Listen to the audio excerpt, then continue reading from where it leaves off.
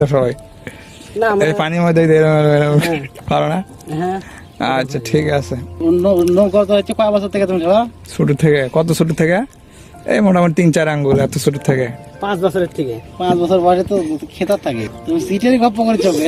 এই যে তোমার যে ভিডিও হলো, কিন্তু মানুষ তোমাকে হয়তো ফোন করে নৌকা ভাড়া নিতে চাবি, আমাকে 1 ঘন্টা নৌকা ঘুরে দাও, তো তোমার ফোন নাম্বারটা মনে থাকে বলো? মুখস্থ নাই?